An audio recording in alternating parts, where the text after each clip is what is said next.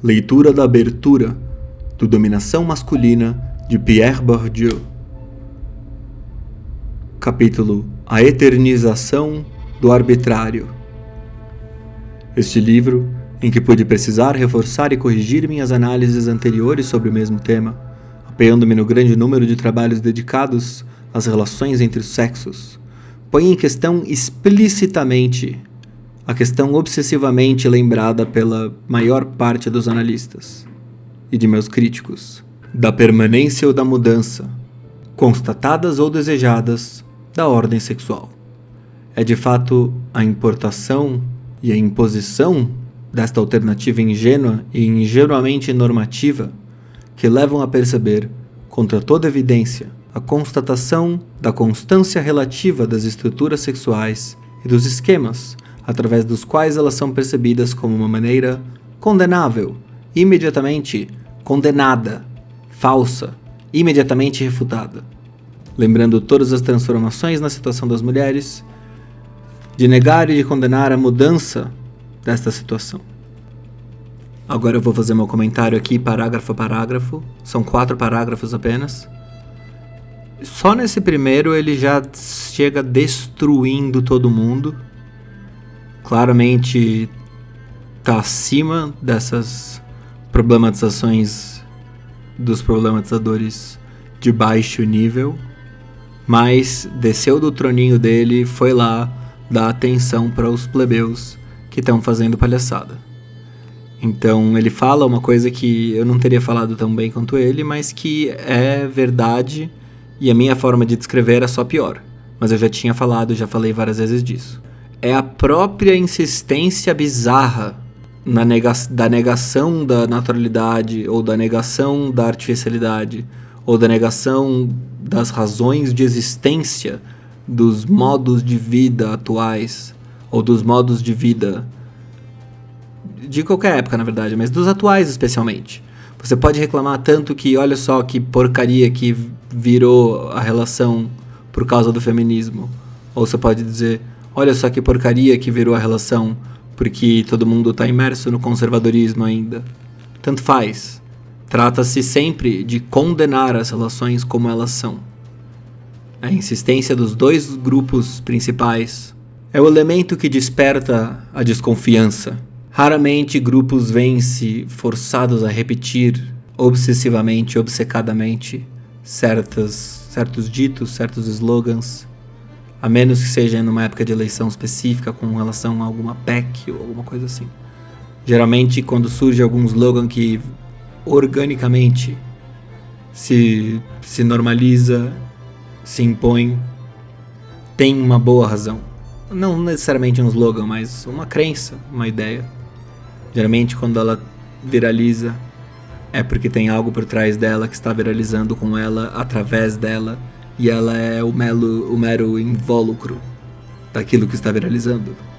Por isso, preste atenção. Ou seja, antes de mais nada, qual é a premissa aí que ninguém está levando em consideração? Quer dizer, os próprios conservadores, vamos chamar de conservadores, dizem levar isso em consideração. Quer dizer, a melhor forma de se fazer casamento já foi dada e é uma questão de retornar a ela. Mas eles estão fazendo a mesma coisa. Porque eles olham para o que está acontecendo e o que está acontecendo não tem nada a ver com o que eles acham que deveria ser. Mesma coisa dos grupos feministas que olham para o que está acontecendo e falam não é assim que tem que ser. São ambos grupos problematizadores das relações entre homens e mulheres. Trata-se em ambos os casos de refutar a priori. Antes de mais nada já está refutada a ideia do casamento como ele é. Seja porque ele é machista demais, seja porque ele é feminista demais, seja porque a cultura não é mais a mesma, ou que as leis não são mais as mesmas. Vamos agora então para o segundo parágrafo. A esta questão, torna-se necessário pôr uma outra, mais pertinente cientificamente e sem dúvida também, ao meu ver, mais urgente politicamente. Se é verdade que as relações entre os sexos se transformaram menos do que uma observação superficial poderia fazer crer, e que o conhecimento das estruturas objetivas e das estruturas cognitivas de uma sociedade androcêntrica particularmente bem conservada, como a sociedade Kabila, tal como pude observá-la no início dos anos 60. Fornece instrumentos que permitem compreender alguns dos aspectos melhor dissimulados daquilo que são essas relações nas sociedades contemporâneas mais avançadas economicamente. É preciso realmente perguntar-se: quais são os mecanismos históricos que são responsáveis pela deshistorização e pela eternização das estruturas da divisão sexual? Colocar o problema nesses termos é marcar um progresso na ordem do conhecimento, que pode estar no princípio de um progresso decisivo na ordem da ação. Lembrar que aquilo que na história aparece como eterno não é mais do que o produto de um trabalho de eternização que compete a instituições interligadas, tais como família, igreja, escola, e também, em uma outra ordem, o esporte, o jornalismo. Essas noções abstratas sendo simples designações estenográficas de mecanismos complexos que devem ser analisados em cada caso, em sua particularidade histórica. É reinserir na história e, portanto, devolver à ação histórica a relação entre os sexos que a visão naturalista e essencialista dela arranca. E não, como quiseram me fazer dizer, tentar parar a história e retirar as mulheres de seu papel de agentes históricos. Esse é o segundo parágrafo. Aqui também já há inúmeras pérolas. Coisa que eu falo aqui, mas que ele já estava falando há muito tempo. É verdade, se é verdade, ele não chega e afirma com todas as letras, mas ele coloca como uma suposição forte da qual vale a pena trabalhar partindo dela. Se é verdade que as relações entre os sexos se transformaram menos do que uma observação superficial poderia fazer crer, é desse tipo de coisa que eu falo no meu canal o tempo todo. As coisas tomam uma nova forma superficial e aí você observa e você vê que é o mesmo esquema anterior se readequando às novas formas para que ele possa se manter o mesmo. Sabe aquela história do ninguém toma banho 2 vezes no mesmo rio? O cara, para tomar banho no mesmo rio, vai ter que ir lá pro outro lado do rio para achar o mesmo fluxo da água. E aí sim ele vai tomar o mesmo banho. Então a feminista toma o mesmo banho, só que ela vai pro outro lugar da água do rio. E não é só com relação a elas, evidentemente. Isso daí se trata de mudanças modernas, de forma geral. Mas também, eu acho que vale especialmente para questões de gênero, questões de práticas libidinosas, como diz meu amigo Newman. Então inclui todo mundo, na verdade. Mas, obviamente, vai vir à mente, em primeiro lugar, os feministas e os coletivos que são baseados em identidades de com quem você fica, que é um negócio meio estranho, né? Sei lá. Não sei. Quem sou eu pra julgar? É só que me parece meio estranho se definir por isso. Também que nem me parece estranho se definir por política. Ah, eu sou de esquerda, sou de direita, sou ANCAP, sou não sei o quê. Pra mim, mano, você é ou metaleiro, ou punk, ou forrozeiro, ou normie, tá ligado? Alguma coisa assim. Você não... É isso que você é. Se é esquerda ou direita, tanto faz. Que história é essa? A questão é se é metal. Se é do metal, a gente vê. Pode ser que tenha que aparecer lá com um dia anterior, que nem o Varg, com uma certa preparação. Mas o metal vem antes, a gente dá a chance. Foi legítima defesa, dizem. Que eu saiba, foi legítima defesa, hein? Varg tem razão. Bota aí no chat. Aliás, likezinho quem puder, mas quem não puder, Varg tem razão. O termo que ele usa é muito interessante. Ele fala da eternização das estruturas arbitrárias, que é como é o nome do título, né? Porque existem diversas formas possíveis de consolidar a família humana ou coisas assim. Sistemas de parentesco, blá blá blá, sociedades. Só que uma certa forma meio que se impôs, uma certa forma meio que hegemonizou. O esquema ocidental é semelhante nos outros lugares ocidentais, de forma que se pode supor que ele tenha dominado. Não é que ele surgiu independentemente em cada lugar. É que ele é mais eficiente para se manter vivo e para conquistar os outros. Me parece que isso daí, assim... Isso não é dito pelo Bourdieu, mas isso me parece evidente. É o tipo de formulação de psicologia evolucionista e evolucionistas e tal, quer dizer, da síntese moderna, mas me parece evidente. Então ele enfatiza que é um trabalho, tipo, é uma construção social, sabe? Que essa estrutura da divisão é uma construção social. Eu não vou negar, entendeu? Eu não tô... Tipo, a mulher é uma construção social, o homem é uma construção social, tudo é uma construção social a partir do momento em que a gente começa a viver numa sociedade. Porque para se dar bem uns com os outros, as pessoas têm que começar a alterar o seu comportamento, instituições são criadas. E o que? Foram papagaios que criaram? Não, foram os humanos. E é o que? É natural? Sai da árvore? Nasce na árvore? Não. Então é cultural. Então tá bom, entendeu? Pode chamar de estruturas culturais, como sabe, essas coisas. Não me incomoda. Quer dizer, me incomoda um pouquinho, não vou negar. Mas é o que é, entendeu?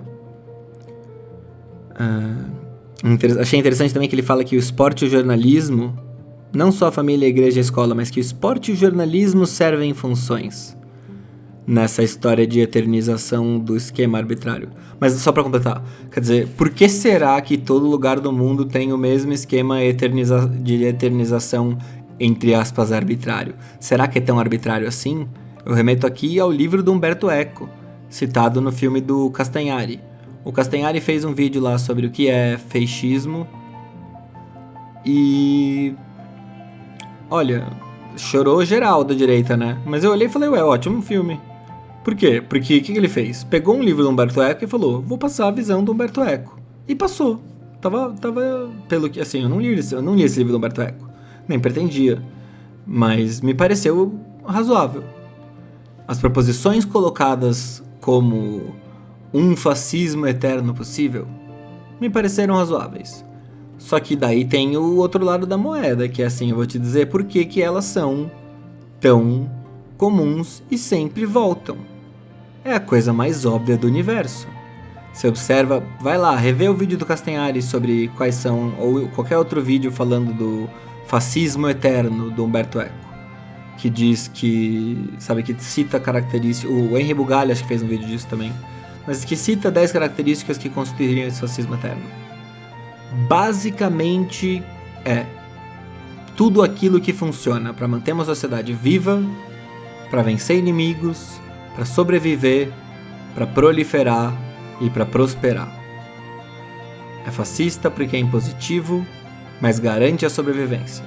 E daí você pergunta, quais sociedades será que sobreviveram ao longo dos milênios? Aquelas que fizeram o que queriam ou aquelas que fizeram o que era melhor para sobreviver? Evidentemente, aquelas que fizeram o que era melhor para sobreviver. Não que o cara que decidiu fazer a sociedade sobreviver tenha necessariamente tido algum benefício da decisão que ele tomou, entendeu? Mas são rumos diferentes, de qualquer forma. E tem uma coisa interessante, que é a última coisa que eu queria comentar sobre esse segundo parágrafo. Quando ele fala da... Quer dizer, quem que eterniza isso daí? Principalmente instituições interligadas como família, igreja e escola. Mas em uma outra... Quer dizer, por exemplo, vamos dar exemplo simples aqui, de controle do comportamento homossexual. A igreja diz que é pecado. A família, em geral, seu pai não quer que você tenha comportamento homossexual. E... qual é o terceiro elemento? Escola. Os meninos fazem bullying uns com os outros se você demonstrar comportamento diferente do padrão. Então, são interligadas e servem para isso. Mas também, de forma diferente, o jornalismo e o esporte. Cara, isso é o que o Chomsky fala disso no documentário dele, aquele documentário que eu adoro, que eu até fiz um documentário sobre o documentário dele, basicamente. Mas que é... Manufacturing Consent. Manufaturando o consentimento. Não sei se existe em português. Por isso que eu tô falando com sotaque brasileiro mesmo.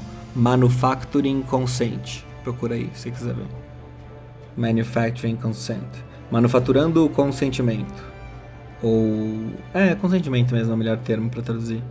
Porque a ideia dele era um documentário de 2000, né? Então era com relação à situação do Saddam no Iraque, se eu não me engano. E era assim, bom... a gente tem... Como é que são os programas de discussão, né? Os programas de discussão, você tem que fazer seu ponto em 1 minuto e meio, literalmente, e daí o outro cara rebate em 1 minuto e meio, e daí corta pro comercial, e daí acabou, e daí volta não sei o quê. Você não consegue explicar um ponto complexo, não tem como. Qualquer ideia complexa já tá fora. E mesmo se você não fosse cortado nesse finalzinho, você é cortado antes, nos 5 filtros que ele põe ali, que ele explica. O primeiro filtro é a personalidade do cara. O cara, tipo eu sou um tipo de cara que já é filtrado na primeira leva do RH.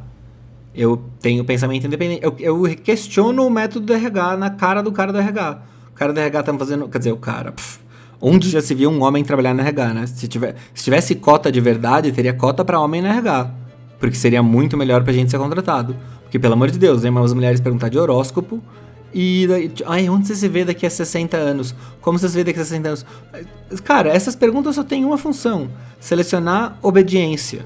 Elas são perguntas feitas para irritar, não para resolver, ou para descobrir, ou para saber se você é um bom trabalhador naquilo que é a sua função. Porque parte do pressuposto de que qualquer trabalhador vai ser suficientemente bom na função e pronto. Meio que querem saber se você é... Se você vai abaixar a cabeça para o que não faz sentido, vai obedecer às ordens loucas do seu chefe, se você vai ser soy boy supremo, se você não vai demonstrar ataques de masculinidade quando alguém fizer algo absurdo. Tá selecionando... E o que é isso? É falta de obediência. Os homens são os rebeldes por natureza. As mulheres são as reaças por natureza. Elas se unem para não deixar os homens fazerem alguma coisa. É sempre para isso que as mulheres se unem, para não deixar os homens fazerem alguma coisa. Então, enfim, é isso. Então, o jornalismo e o esporte acabam servindo essa função. Eu lembro do Chomsky falando como o esporte ele treina você a obedecer às regras arbitrárias do chefe, do líder, sabe? Você treina... É basicamente um treino militar ali, o treino do esporte sério. Então, beleza, vamos para o terceiro parágrafo. É contra estas forças históricas de deshistorização que deve orientar-se, prioritariamente, uma iniciativa de mobilização visando repor em marcha a história, neutralizando os mecanismos de neutralização da história. Esta mobilização, marcadamente política, que abriria às mulheres a possibilidade de uma ação coletiva de resistência, orientada no sentido de reformas jurídicas e políticas, opõe-se tanto à resignação, a que encorajam as visões essencialistas, biologistas e psicanalíticas, da diferença entre os sexos, quanto à resistência reduzida a atos individuais, ou estes happenings discursivos, sempre recomeçados que preconizam certas doutrinas teóricas feministas, as rupturas heróicas da vida, da rotina cotidiana, como as parodic performances, tão caras a Judith Butler, exigem sem dúvida demais. Elas exigem demais para um resultado muito diminuto e demasiadamente incerto. Aqui acho que eu não tenho nada a comentar. O quarto parágrafo é: convocar as mulheres a se comprometerem com uma ação política que rompe com a tentação da revolta introvertida de pequenos grupos de solidariedade e ajuda mútua. Por mais necessários que estes sejam nas vicissitudes da vida diária, na casa, na fábrica e no escritório, não é como se pode crer e temer. Convidá-las a aliar-se sem luta às formas e às normas ordinárias da vida política, com o risco de se verem atreladas ou engolfadas em movimentos estranhos às suas preocupações e a seus interesses específicos. Presta atenção no que ele acabou de dizer. Convidá-las a aliar-se sem luta às formas e às normas ordinárias da vida política, com risco de se verem atreladas e engolfadas em movimentos estranhos às suas preocupações e a seus interesses específicos. É desejar que elas saibam trabalhar para inventar e impor, no seio mesmo do movimento social, apoiando-se em organizações nascidas da revolta contra a discriminação simbólica, de que elas são, juntamente com as homossexuais, um dos alvos privilegiados, formas de organização e de ação coletivas e armas eficazes, simbólicas sobretudo, capazes de abalar as instituições estatais jurídicas que contribuem para eternizar sua subordinação. Pierre Bourdieu, prefácio da edição alemã. Eu acho esse último parágrafo hilário, porque o cara só dá bola dentro, e aí nesse último parágrafo ele fala basicamente assim: não, juro, não se trata aqui de E daí, tipo, avança o tempo, estamos em 2021 e é exatamente isso que aconteceu. As mulheres foram engolfadas por pautas que lhes são estranhas. Fizeram parte da luta do jeito masculino de fazer política, foram totalmente absorvidas. Tem cota pra mulher e tudo quanto é coisa, pra elas calarem a boca e pararem de protestar. Focaram na discriminação simbólica e não resolveu a discriminação simbólica nem a discriminação real. Então, o que eu diria aqui é que a história me parece... Posso estar errado, né? Mas me parece que a história demonstrou que esse rumo sugerido pelo Pierre Bourdieu não deu muito certo e foi mais ou menos o seguido. No entanto, é homem falando de feminismo. É por isso que os feministas não gostam de escutar homem falando de feminismo. Então é isso daí. Terminamos com isso a leitura dos primeiros parágrafos do livro A Dominação Masculina, de Pierre Bourdieu. Isso aqui é o comecinho, o primeiro capítulozinho, a introdução, que chama A Eternização do Arbitrário. Interior é o preâmbulo ainda. Obrigado por assistir e não se esqueça do seu gostinha, da sua inscrição. Checa bem aí se você está inscrito.